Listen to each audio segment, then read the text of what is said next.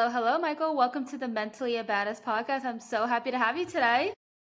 Thanks for having me. I'm excited to be here with you. So, I'm excited to get into your childhood trauma. I've read a lot about you and saw your Instagram, and what you're doing is amazing and making a huge impact because, trauma is something that's really hard to go through. I saw that you talk about like CPTSD. I actually discovered that I had it about 2 years ago. So before we get into everything that you do in every Mentally About Us episode, we like to first go deep into your past. So let's talk about your childhood first. I saw that your mother cut off your index finger. That kind of caught my eye. So I kind of want to know a little bit of backstory of that. Yeah. Well, I mean, I don't remember the details because I was like 4 years old, but if multiple skin grafts, discoloration, missing half of it. It comes from that space where hurt people hurt people. My mother Mm-hmm. grew up in a very volatile, abusive household. She was physically hurt.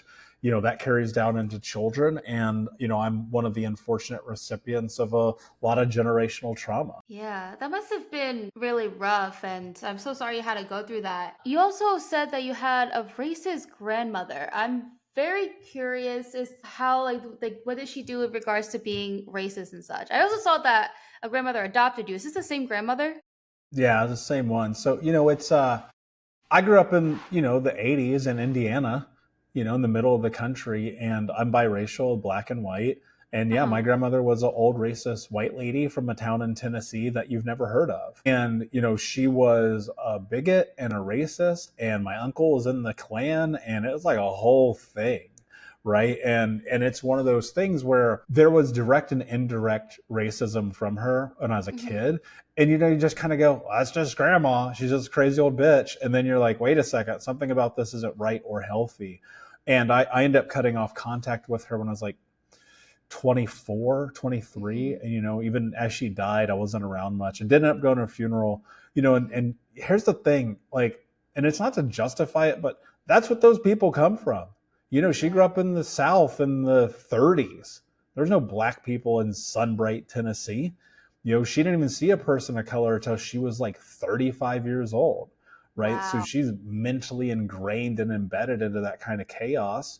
Uh And huh. then, of course, I would say probably as retribution, my mom goes and has a bunch of kids with, black men. And so I think that Yeah. that's just, it's just such a fucking crazy experience.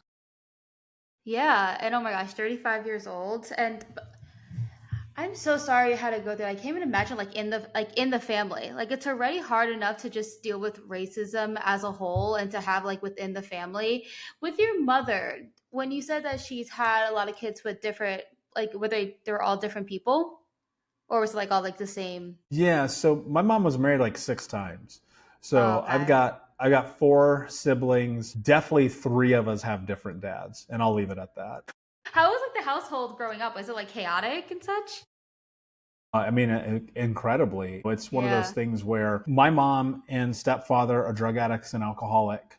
They Mm-hmm. are hyper violent, emotionally, mentally, physically abusive. I grew up in the Mormon church during this same time. So then there's the experience of all the chaos of growing up in the Mormon church. And then at home, we are always in struggle mode, constantly. Yeah. I don't remember ever not being around struggle. Bills not being paid on time. We got evicted more times than we can count. I mean, I lived with like 30 different families between 8 to 12 years old. And so you're kind of in this place in life where you're just getting thrown into the spin cycle over and over and over again. And people will look at that, and for some of us, that's normal. Yeah. All my friends were going through the same thing, right? And so you look at that and you think to yourself, well, that's actually generational, that's communal, that's societal, that's not a individualistic problem that's adhered to this individual family. This is systemic. And it's drugs and alcohol and all those things that everybody knows play these horrible roles in people's lives, and yet it's overtaking our family constantly. And at one point, my grandmother's house, it was me, my younger brothers, my uncle, his two kids, my mom, and like another kid who, I don't know who this kid was, but there was like 10 Wow. of us in this house. And we're talking about a 2-bedroom, No. 1,000 square foot house, right? And that was, and it was chaotic, and it was always like that. And the wildest part about it that I often think about is my grandmother, I don't know how to phrase this any other way, was reaping what she had sowed. Yeah. She had created these children who, one is in prison for life, one disappeared, one did drugs and alcohol and abused her children, and then one was just like a very angry person, very violent, very angry person. And that is, again, a byproduct, I think, part and parcel of the time. Like, I don't think you can like not look at that. And what I mean by that is, she got married in the 50s, where you could smack your wife in the face just because you felt like it, right? We live in a very different time, and I think people forget that. And so this violence begets violence. And then that leads to this place where this home is this experience. But we're talking about a domino effect that happened generations before. It's Mhm. just that I feel like when that last domino fell, it hit me and my siblings, and we're the ones who are changing the narrative. So are your other siblings doing something that similar to you doing? Because from what you were saying, that some disappeared, some were angry, some were in like a person's in jail. Like, is there anyone that you still talk to that's like on the same like level as you in regards to like healing and such? Yeah, I mean, and that's my uncles and aunts, my mom. They it is what it is for them. But my Yeah. siblings, I'm incredibly proud of. What they've been able Okay. to endure and overcome is unbelievable. And for the ones that have kids, they're amazing parents. And my family, for the most part, serve this country. Hmm. And I try not to get into details on my family's story because it's there to share, Hmm. especially my brothers and my sister. But what I get to bear witness to is nothing but a sense of pride. And it's amazing to watch what they've been able to accomplish in their lives. Because Hmm. here's the truth: all of us should be dead or in prison, and none of us are. Good. That's good. That's awesome. Let's talk about your time in high school. When did you start doing like alcohol and drugs? Yeah. High school, I think, which is probably true for many people, was a nightmare for me. And Hmm. I think that the biggest reason why is because I just didn't have anything, right? The thing that I always was really connecting to was survival and doing whatever it took to kind of make it day to day. Because by the time that I was a sophomore in high school, I'd been kicked out of school twice. My freshman year, my GPA was 0.6, like zero. I had almost a 0.00, at a zero point 0.6 GPA, learning disability. I was massively ADHD, super volatile. I hated school. I still hate school with a passion. I just Hmm. always felt like it was indoctrination. Yeah. And and so I get kicked out of school the second time, my freshman year, and I get put into a last chance program. Or sorry, my sophomore year, and I get put into this last chance program. And this was a really pivotal time in my life because this was actually the first time my mom had ever gotten sober for more than like a week. Hmm.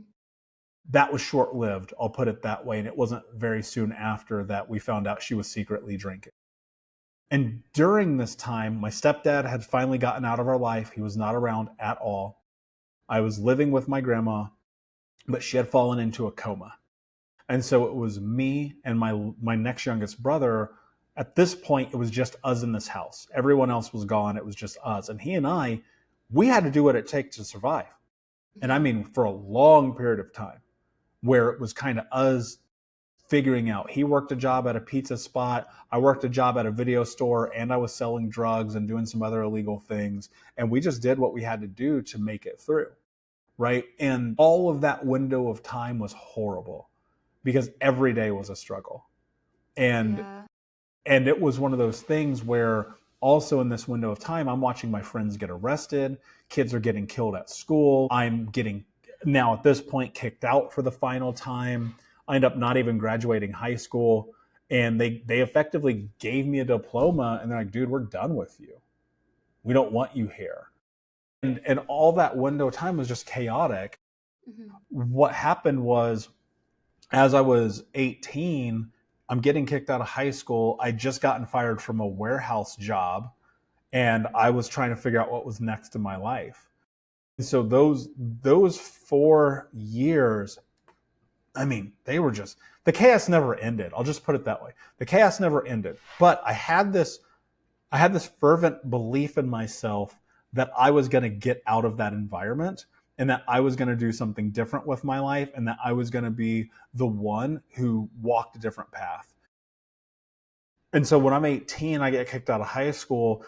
I got $500 and I go move to New York City. And that didn't work because I didn't have a high school diploma. I couldn't even get a job at McDonald's or a pizza place, right? Really? Yeah, well, I mean, you got to have a high school diploma.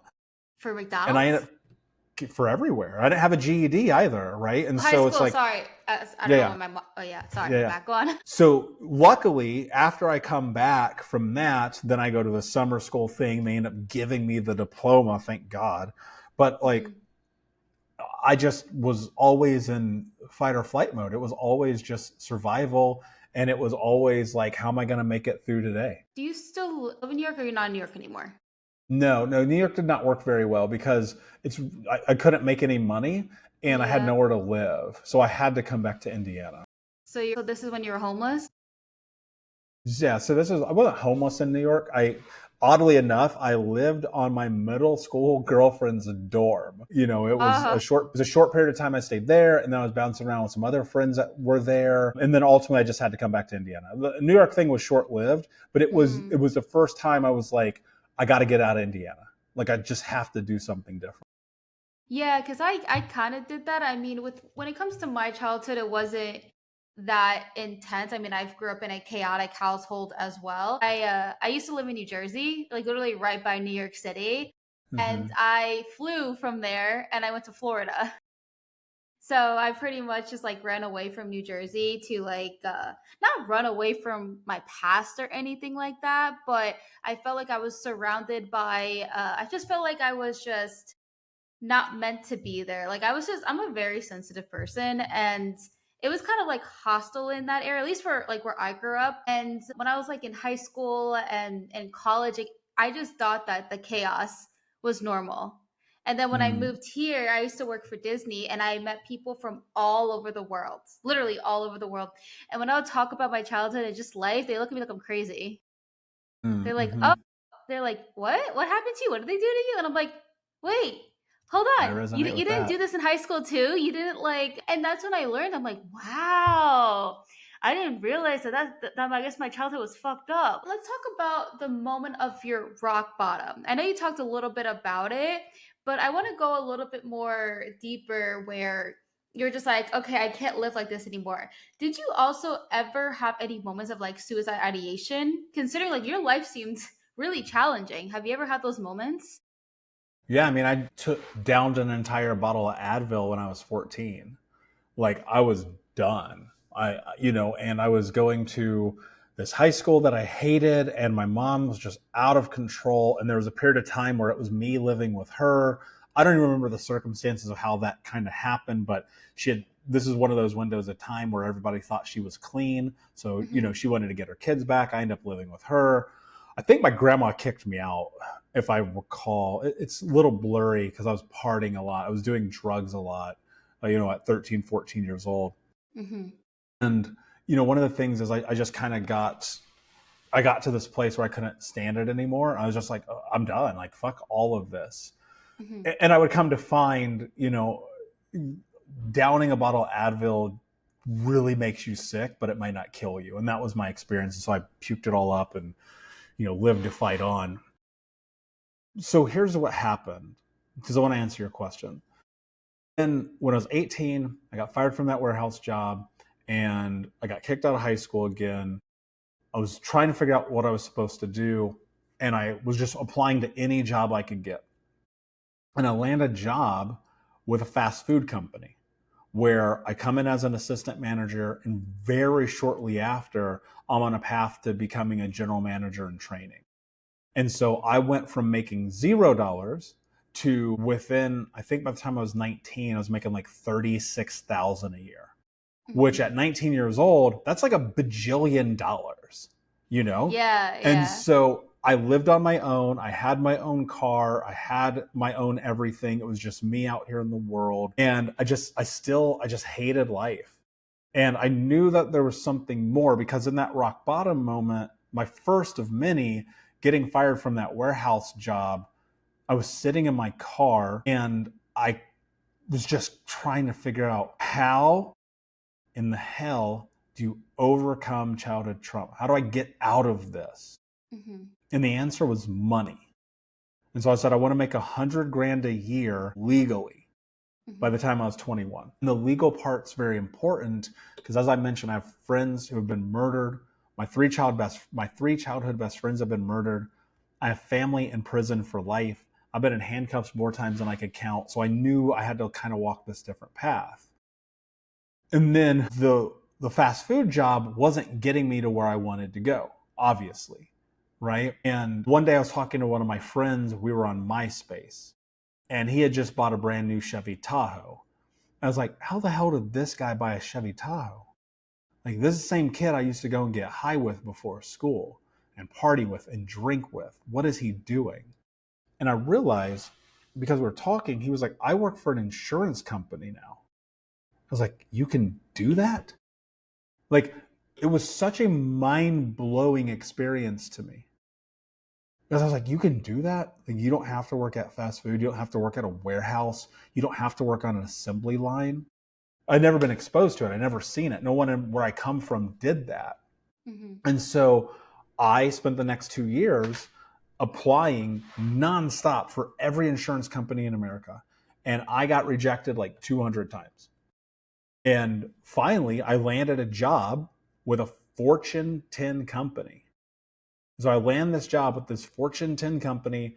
And by the time that I'm 26, I make almost $1 million, which is Interesting. incredible, right? I'm doing sales, I'm like crushing it. But you asked me about my rock bottom. Mhm. I was 350 pounds, smoking 2 packs a day, drinking myself to sleep. I was getting high every moment of the day. I was cheating on my girlfriend. I was $50,000 in debt. My car got repoed, and my little brothers told me to never talk to them again. And that was it. That was as low as my life could get. Mhm. Everything was not working. Nothing was going in my direction. And even though I was making more money than all of my friends, by the way, not only was I making more money than all of them, and not only did I have a better car than all of them, and not only did I have a better apartment than all of them, everything sucked. I hated my whole life. And one morning I'm laying in bed. Keep in mind I'm 350 pounds, smoking a joint, eating chocolate cake, and watching the CrossFit games. Like, rock bottom. And as I'm Mhm. watching these guys on CrossFit games, I'm like, these guys are like working out, living their dreams, making their life happen, and I'm sitting here like a little fucking victim. Mm. And I pulled myself up out of the bed and I went in the bathroom and I looked at myself in the mirror and I went to war with myself. The things that transpired in that moment were not kind. They were very pointed and very angry, and they became the spark for the change that happened in my life. And as I'm sitting and like having this conversation with myself in this mirror, I remembered being 8 years old and the water company had come and turned off our water. They were always turning off our water, our heat, our electricity, whatever it was. And so it was just like another Tuesday. But on this particular day, my mom was like, hey, go get some water from the neighbor's house. And so I go into the backyard, I get this little blue bucket, walk across the street to our neighbor's house, and I stole water from them. And the reason I say stole is because I didn't ask for permission. I didn't knock on their door. My mom said, don't talk to them, just go do it. And as I was standing there, I remember as clear as it was yesterday, I was like, when I'm a grown up, this will not be my life. Mhm. And, at 25 heading into 26, in a lot of ways, it wasn't my life. I had created a big distance between where I started and where I was. But I was so impacted by the shame and the guilt. and the pain and the hurt and the trauma and all the repressed memories and all the things. And as I looked in that mirror, I asked myself this question: what are you willing to do to have the life that you want to have? And the answer, and I don't know where this came from, God, Spirit, Mother Nature, Batman, I have no idea. Batman. But the answer was no excuses, just results. And for 15 years, that's how I've lived my life. Did you ever have moments where you, like, because no one's perfect. And I've had moments too where I'm like, okay, no excuses. I'm going to get this done and do this. But then, like, my depression kicks in and then I'm like bedridden. Have you ever had moments that you've experienced that? Well, yeah, I mean, that was my whole 20s. Yeah. I mean, like, for when you started and you're like, no excuses. I'm going to, like, lose all the weight, change my life around. Yeah, there was Yeah, moments. so no, that's a phenomenal question. Yeah. Here's kind of how it transpired.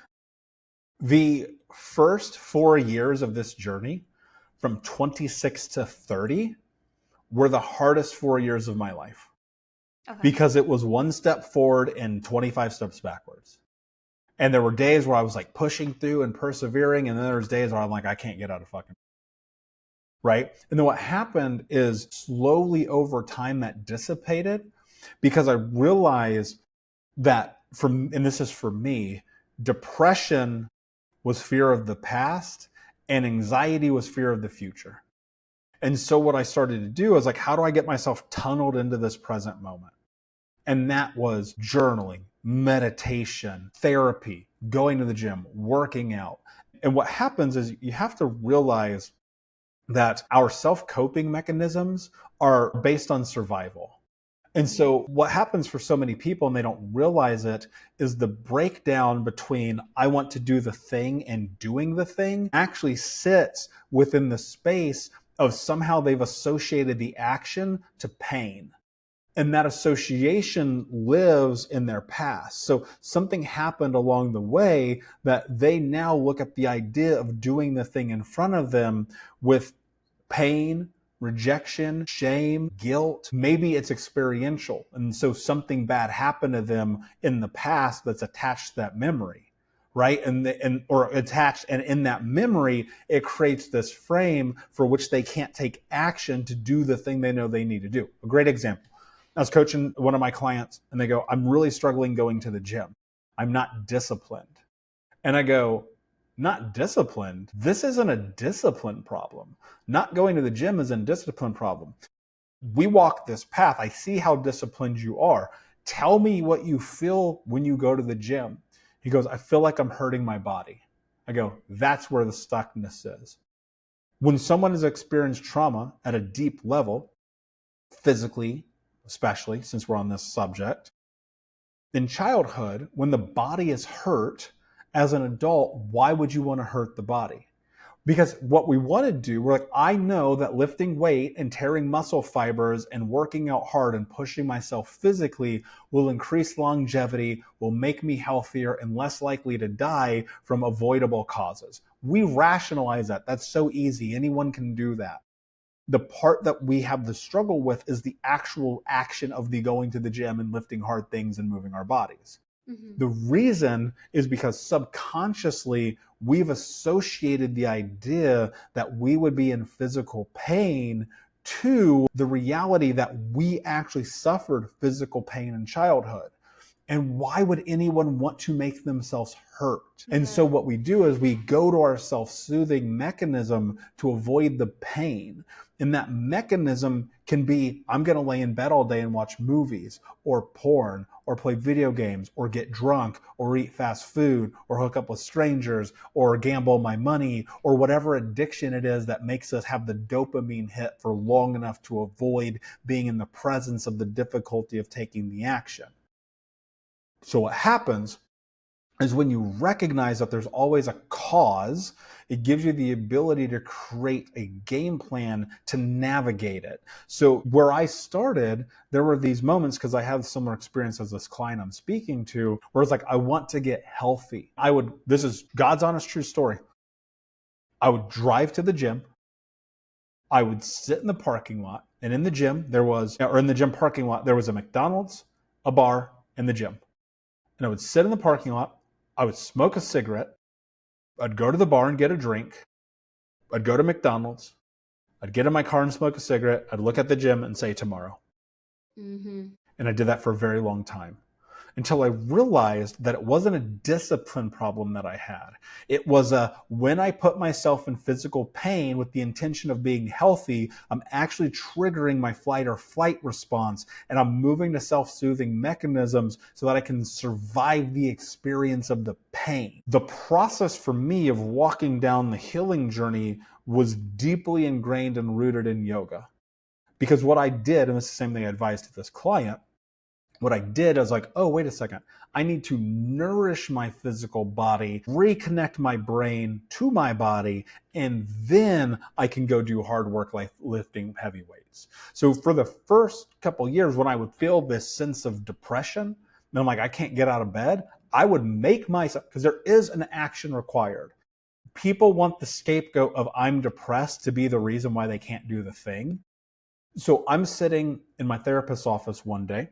This amazing man changed my life forever. And I'm sitting across from him and I'm like, dude, I'm just no one fucking be here. I hate life. I hate all this. I hate your face. I hate this tea. I hate coming in this office. I hate fixing other people's problems. I just want to live my life. And I feel fucking depressed. And he goes, you know, you can tend to your garden and still be depressed. And that to me was such an aha moment because I was like, oh, I didn't know that. I thought if you're depressed, you just stay in bed all day.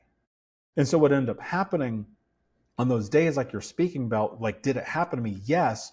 In the beginning, it was much more difficult to navigate because I didn't understand why my body was moving into self-soothing mechanism, right? And a coping mechanism. And then once I understood it, it was about take action and do the thing anyway, and then show yourself and your body that you're capable of gentle movement to build yourself out of the depression.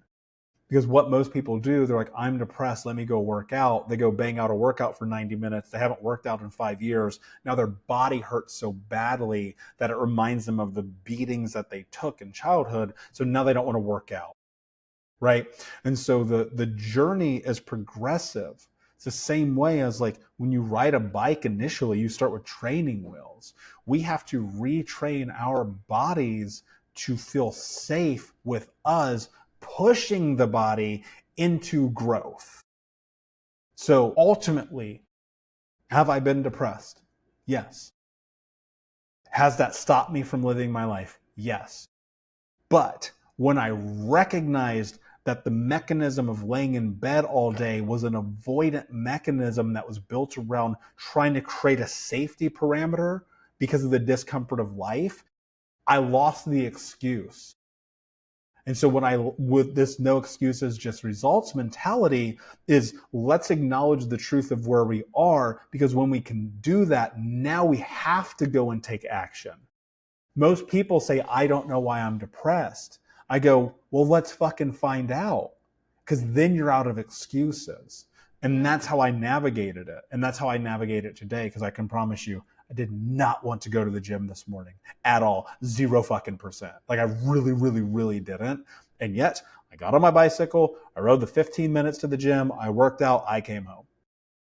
Because I decided that when I adopted this mindset, that it meant it. And so this morning, why don't I want to go to the gym today? I got to get introspective and create understanding and frame, because when I do that, now the thing is I don't have an excuse anymore. And when you don't have an excuse anymore, now you're playing this game of called, am I going to decide to take care of myself or am I going to be a victim? There's so much that I want to say after everything you said. Because I just learned something new about myself and why I like this going to the gym part. Like I used to be a huge like gym person when I was 19. Like I literally consider myself a gym rat. And then I stopped going to the gym when like I was in college and blamed it at the college lifestyle. And ever since then, it's getting really difficult for me to get back into that. And when I was 19 years old, I actually did have an injury in the gym, like with my neck. And still today, I still struggle with my neck. I have to work like go to chiropractors and such. So yesterday I did go to the gym. I was like, yes, I finally got there. But in my head, I really thought to myself, maybe I'm avoiding it because when I do weights and such, I get anxious that I'm going to hurt my neck even more.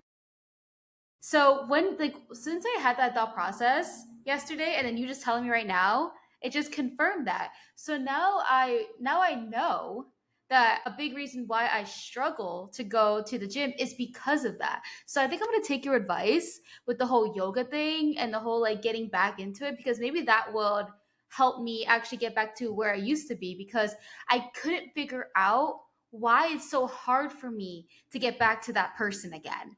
And Mm-hmm. then with the depression part, I used to work for Disney and I had a 9 to 5, and I left it in 2022 because it like destroyed my mental health. And plus, I not a 9 to 5 kind of person. I prefer to be self-employed. But I that was when I had my really severe depression that I would sleep till like 6 p.m.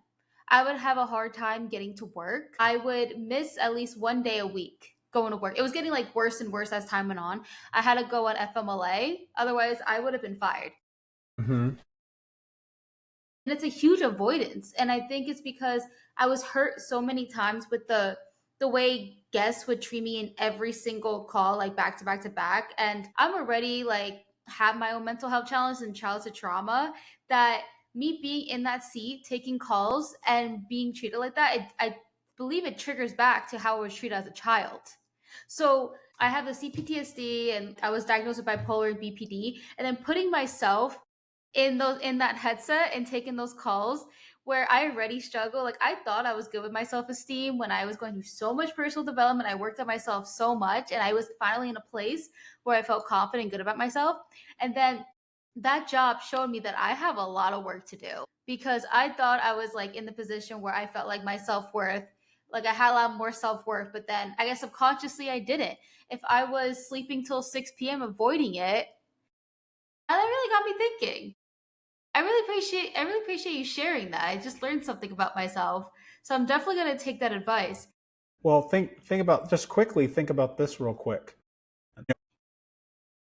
So imagine for a second every day. Imagine for a second that every day your house is on fire, and every time you walk in that house, you get burned. How many times was it going to take until you stop walking into the house? I would say probably once, or am I wrong with that? I don't know. If I get I, burned, I mean, I guess if I physically get burned, I probably wouldn't keep going, but I know you're trying to use that as like a metaphor. yeah, and it's subjective because for some Yeah. people it's 3,000 times, right? And for some people Okay. it's three. And what Interesting. it's about bringing awareness to where you're at. So you're in this thing where you go to this job every day that's fucking up your mental health. Hmm. Societally, it's like, well, you have to have a job. And I'm like, okay, well, you could have a job or you could kill yourself. I don't know which one is going to be more beneficial to you at this time, being alive or having a job. So, Yeah. a lot of it is about the awareness that it requires to understand where you're genuinely at. Yeah. And I still feel like, I mean, I don't sleep till 6 p.m. anymore, so it's definitely a pro, but I still feel very, I don't want to say traumatized, but I feel like I still have so much work to do, where I wake up and I get like anxious to go out my day. I mean, I think it's me talking to people I feel anxious, even though I do this podcast and I literally interview people all the time, but I always, until I meet that person, feel like super anxious, thinking that someone's gonna like scream at me or like be mean to me, and it's never happened. And you know what? I think because my brain just assumes that someone's gonna attack me, and it's actually like it's really sad. Like, I don't even sometimes I don't even like to leave my apartment, which I if you have to leave the apartment, you gotta leave the apartment. But it's probably not good that I'm like that I don't have to, because I'm self-employed, but I have to get myself out there and like associate myself with people. But it's like how I'm struggling so hard with not being scared of people. So for someone like me, like, what advice would you give to me? Yeah. Go and find the evidence that people are good. Hmm. Because here's what I've come to discover. Like, I'll give you a handful of context, right? My mom cuts my finger off. My stepdad beats the shit out of me. My grandma hits me. I get beat up at school. There's violence everywhere around me. My 3 childhood best friends get murdered. I see my uncle go to prison for life. All I see is bad. My friends don't support me when I need them in my 20s. I hit rock bottom. I go through all these things. In business, I've had people steal tens of thousands of dollars from me. I've had people steal clients from me, blah, blah, blah, blah, blah, blah, blah. At what point do you go, okay, I'm scared of people, Mm-hmm. versus that's a subset of the reality of the positive interactions that I've had in my life? Mm. Because what I'm often looking for is, where is the positive? Because like that shit happens, and I try really, really hard not to be negative, and I try Yeah. really, really hard not to complain, but I'm a fucking human and I'm gonna do Yeah. it because it happens. But on a day-to-day basis, I'm looking for the good. Mm-hmm. I will trust you till you give me a reason not to. I will believe you're a good person until you try to stab me, right? And that's one of the things that I think is really important, is you've got to understand your brain has now associated the human interaction with traumatic experiences, where you're like, every time I talk to people I get yelled at. By the way, yeah, it makes me really not want to go to Disney World, right? But you think about this and you go, all right, so if you're subjected on a daily basis to abuse, then what's the best way that you can move through it? It's actually what you're doing right now, having conversations with people to disprove the narrative that people are mean to you. Because you just said it, not me. I'm only going off what you told me. Mm-hmm. Nobody's been mean to you on this podcast or yelled at you, and you're hundreds of episodes in, right? So you have proof and evidence that supports that people aren't mean. You got exposed to a subset of reality, which everyone knows because this is just true. Customer service people get treated like shit on the phone, right? All right, cool. So we can acknowledge that. Now, here comes the really interesting part of it. Are you going to let that stop you, right? Because that's where people get trapped. Like, I had a bad experience. It's kind of like, you have a bad experience at a restaurant, but it's your favorite restaurant in the world. One bad experience doesn't keep you from going back. Yeah, true. But in life, we look at the things that happen to us and we go, because it's survival, like at its finest, when you narrow it down into the baseline of what it is, we are evaluating our environment for survival on a second by second basis. Now, this is heightened as a female. This is just nature, right? Mm. I'm 6'4", 220 pounds. I've been practicing martial arts most of my life. I'm very rarely scared around anyone or anything.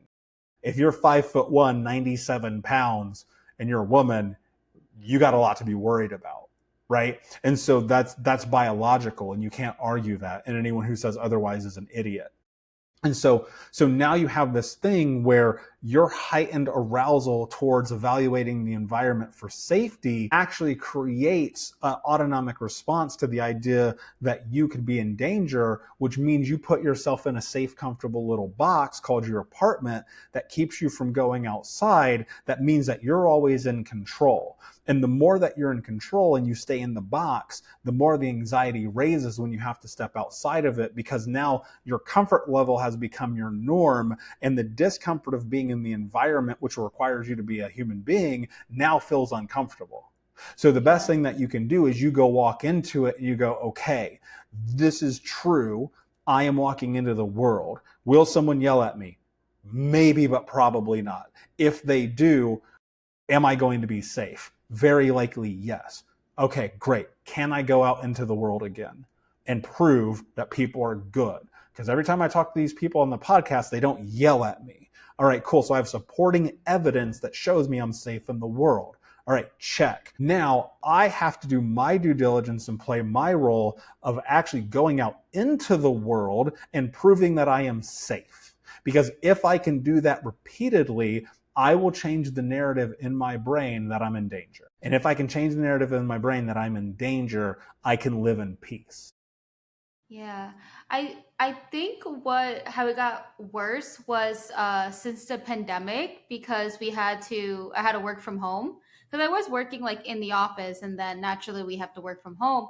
So I think my body was just getting used to just always being home, because I didn't have to, like, cuz typically my week would look like, okay, I get up, I go to work, I come home, or I go to work and I go to the grocery store. And that was kind of like how my Monday through Friday was. And then since I work from home, I get up, I work, that's it. There's really no reason for me to leave. And what's crazy? I didn't even notice sometimes. Like, it would be like a week would be over, like my work week would be over. And I'm like, oh my gosh, did I not leave my apartment for a whole week? But it's like, I didn't need to. So what you were saying, I really think that has a lot to do with it, because I I wasn't always so anxious to be like driving. And like, I mean, I live in Florida, so the Florida drivers are already crazy as it is, but I didn't have like that when I was driving. I didn't have that anxiety, and I noticed I have been getting more anxiety. And I'm like, why am I getting anxiety? It's not like I got into like a big massive car accident and I have PTSD. But it could that could be a big reason. And I'm definitely trying my best to leave as much as I can. Maybe I should go somewhere later because I didn't leave yet today. Yeah. But I do like go to the leasing office in my apartment. I go get a coffee. I talk to the people there, and I try to like do like one errand per day instead of like doing all errands at once, just so I can get out there and I don't know, go to the grocery store, go to the library. Like they always offer like, oh, we can ship your prescription to you and ship your books to you. I hate that. I don't Hmm. like. I know those services can be convenient, but I don't. I personally don't like that because it's giving me a more of a reason to stay home, and that's like super unhealthy. But I have been doing that, but I'll definitely try even like more and more and more, and hopefully like in a month or two I'll be better. But one thing I do wanted to ask you on to explain more in detail is I saw a video where you were talking about self care, and you were saying like is there's a difference between doing self care and being easy on yourself. So I saw that video. Can you like talk a little bit more of that? Because I found that very intriguing because I talk a lot about how to um, take it easy as like slowing down and not overwhelming yourself. So when I saw that video, I was like, oh wait, am I doing this wrong? So can you explain that to me? Well, this is again why the awareness matters so much, because you've got to ask the question: am I taking care of myself, or am I taking it easy on myself? Right. So just because we're kind of on the gym thing today, I hurt my shoulder last week, Mm-hmm. like pretty significantly. I really couldn't move my arm. I could barely raise it. Like I was in some good pain. And there was an old version of me that would be like, I'm going to the gym anyway, and I'm going to go lift anyway. And that is not necessarily self care. So last week I was like, okay, I'm not going to the gym today, and I'm not going to the gym the next day because I literally can't move my arm. The day before I did leg day, so I still went to the gym, but when it was upper body stuff, I was like, all right, it's probably better that I don't perpetuate the injury. Okay, there's that side of it. All right, I'm self-caring because I'm not going to go and make my life worse by doing something as opposed to rest. Because rest is incredibly important. But if you think about it, we're built to work, we're built to move, we're built to build, right? Most people leverage the idea of like I need to rest with the bottle of wine, bubble bath, and Netflix, but they Mm-hmm. haven't actually done anything, right? That's how I Mm-hmm. see this all the time. Okay. That's why the question's so important. Am I taking care of myself, or am I taking easy on myself? Because your goals and the things that you want to do in your life require your energy and your action. And without that, you're not going to get what you want out of life. And so many people leverage this misconstrued concept of self-care against I worked for 4 hours, I should go take a bubble bath and have a glass of wine. And I'm not saying that maybe sometimes that's not true, because certainly, like, live your life. But is it true every day? No, probably not. And so when you're in pursuit of building and creating your life, so much of it comes down to the willingness to do the thing you don't want to do because it's necessary, right? You want to be healthy. You don't want to drink, you don't want to smoke, you don't want to be 350 pounds. You want better relationships, better friendships, better everything. You have to do hard work.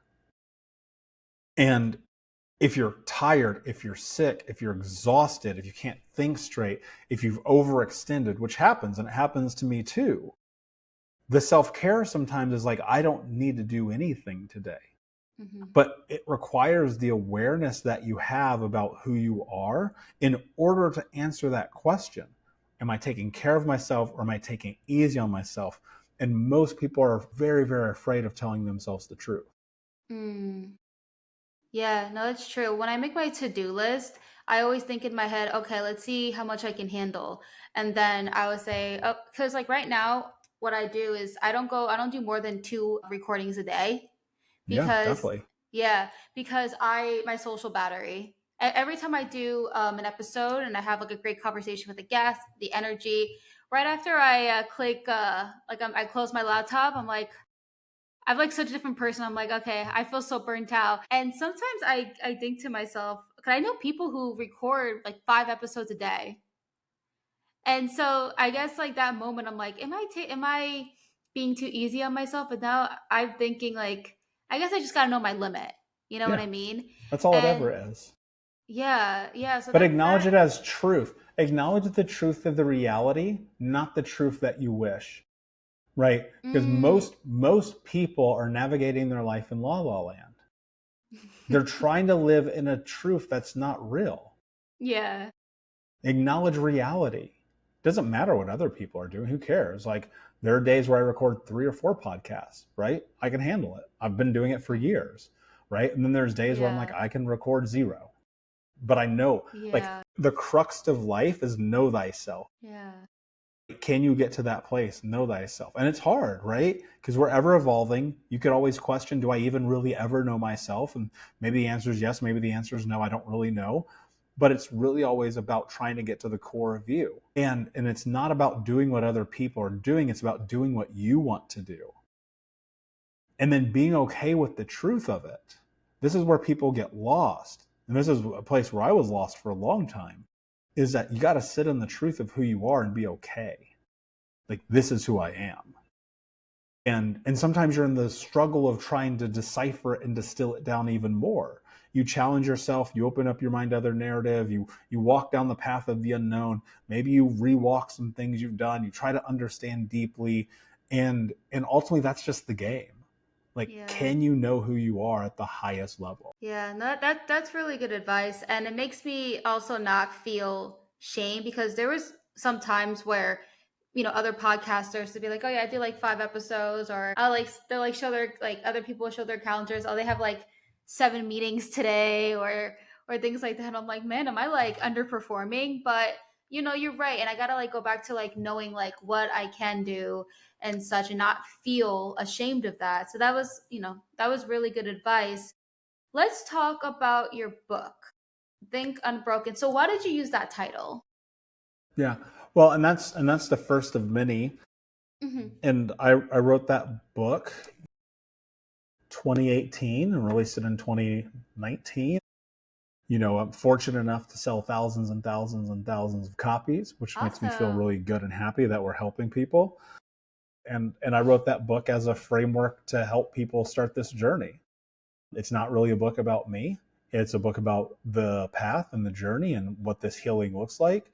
And ultimately, it's a book for people who are like, I know there's something wrong. I know it's from my childhood, and I know I need to do something. So is it kind of like a guide? Like if I were to read it, and you said it's not much about you, it's more about like a step by. Is it like a step by step, or do No, people it's. like I mean, take it's very notes? practical. I mean, it's very practical. It's what I would call the 101 course to healing trauma, right? It's what I would look at from the perspective of like, start here. Because if you can start here, like, you're gonna have a higher opportunity for success if you start with this book. That's in my opinion, by the way. No, that's awesome. I read so many books about trauma. I'm actually reading one right now. It's called Why Am I Like This? And it's more just like, because I mean, I'm sure we all had moments where we're like, oh, why do I keep doing this? Why is my behavior like this? And it goes like in depth of like, oh, if this happened to you, there's a chance that this can be the reason why. So I love reading books about that. 'Cause it helps me understand myself. And but it's good to know that yours have like that step by step where it can get people to actually take action, because of course there's one thing of reading a book than actually doing it. Yep. So Yeah. yeah. So can you talk to me about your online coaching community? I did look a little bit into that. So like, what exactly do you do? Is it like a one-on-one coaching, a group coaching? Like, what exactly is it? Yeah, I mean, I do very few one-on-one clients. I mean, those are generally speaking like few and far in between. So I Mhm. have group programs that we do, and anybody can find out about them at thinkunbroken.com. And we have groups for men. We have a co-ed group that is coming back that we'll do at some point later this year. There's a wait list for it. But yeah, predominantly for the last year, I've been working pretty much with just men. So what can people expect of like what to learn? Like what's involved in the Oh, I like? mean, I know it can you be a know, lot, but I'm just kind of getting an idea. yeah. Well, I mean, this is 10 years of content and creation and 10 programming. years? I've been doing this for Wow. a long time. I think people will come in and find what they're looking for. That's what I would tell you. Hmm. And what I'll also tell you is the solution's not in here. The reality is that what you're seeking, what I help people do is uncover it because they know it's already inside of them. And a lot of people come into coaching programs because they're like, that guy's going to change my life. And I'm like, no, I'm not, but I will show you how. I will show you the thing that you already know and how to unveil it and use it to go and build and create the life you want. Yeah, that's definitely true. I did interview another coach. He was a life coach, I believe, and his episode's gonna be coming out shortly. He said the exact same thing to me, to come in there not having the expectation that you're like gonna be like Jesus and like heal you, but being like your own savior. Because a lot of it takes a long time for people for it to click. Is that no one's out there is gonna save you. You need to, people could be their own worst enemy, but they also have to be their own like savior at the same time. Yeah, So absolutely. yeah, so that's very important. But Mike, I want to tell you how much I appreciate you of, having that courage to come on my podcast, talk in depth about what you went through your childhood and just being completely real, because that's what we do on this podcast. Because there's a lot of people out there who could be in the position that you were in with the drinking and the smoking and may even not even think they have a problem. Sometimes people just need to hit that rock bottom to be like, okay, this is not what I want, this is not the life. And I know people like that, and they're still till today.